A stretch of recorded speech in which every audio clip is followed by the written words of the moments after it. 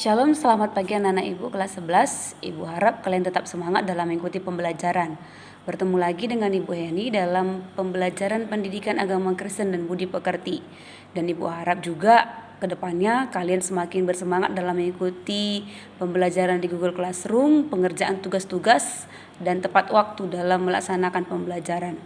Dan hari ini adapun materi kita yang pertama adalah Tuhan pedoman keluargaku. Selamat menyaksikan video, dan setelah kamu menyaksikan video ini, silakan kamu masuk ke Google Classroom dan mengerjakan tugas yang sudah Ibu sediakan. Selamat belajar anak-anak Ibu, Tuhan Yesus memberkati. Di dalam materi Tuhan pedoman kehidupan keluargaku, yang pertama-tama yang harus kita pahami yaitu tentang pengertian dan fungsi keluarga.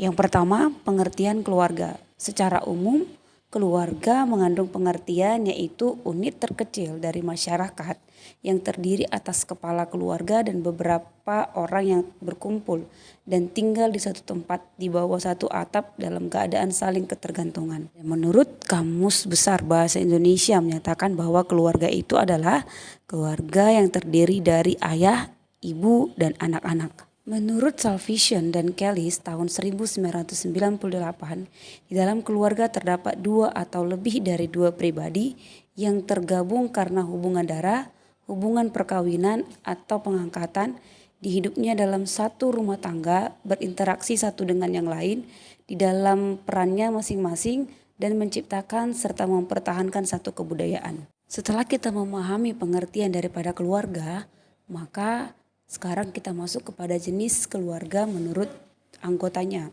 Jadi menurut anggotanya ada dua jenis keluarga. Yang pertama adalah keluarga inti, terdiri dari ayah, ibu, dan anak. Dan selanjutnya adalah keluarga besar, yang terdiri dari ayah, ibu, anak-anak, kakek, nenek, paman, bibi, sepupu, keponakan, dan lain sebagainya.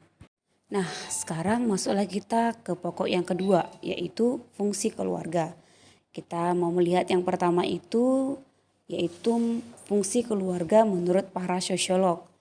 Fungsi keluarga menurut para sosiolog terbagi atas 9, yaitu fungsi reproduksi dan biologis, fungsi protektif atau perlindungan, fungsi ekonomi, fungsi pendidikan atau edukatif, fungsi sosialisasi, fungsi afeksi, fungsi religius, fungsi rekreatif, dan terakhir yaitu fungsi status sosial.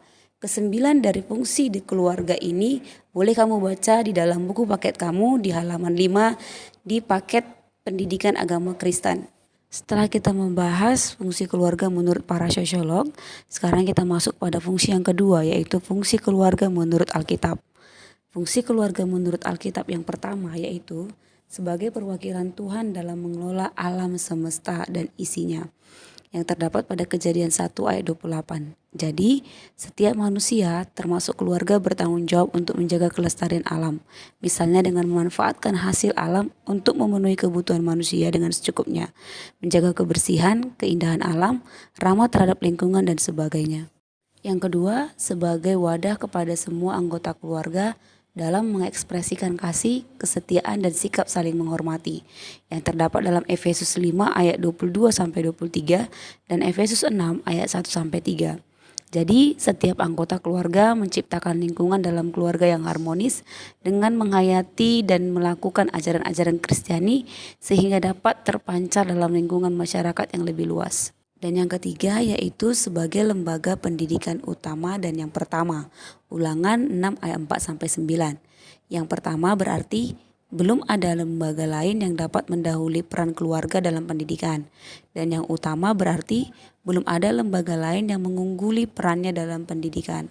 Dengan kata lain, keluarga menjadi lingkungan dasar penerapan nilai-nilai kehidupan sesuai dengan ajaran Kristiani. Seperti yang terdapat dalam Amsal 22 ayat 6, didiklah orang muda menurut jalan yang patut baginya, maka pada masa tuanya pun ia tidak akan menyimpang daripada jalannya itu. Nah, anak-anak Ibu, cukup sekian materi kita buat hari ini. Sampai bertemu di materi berikutnya. Dan jangan lupa untuk kamu melihat tugas kamu mengerjakannya dalam Google Classroom kita. Selamat belajar anak-anak Ibu, Tuhan Yesus memberkati.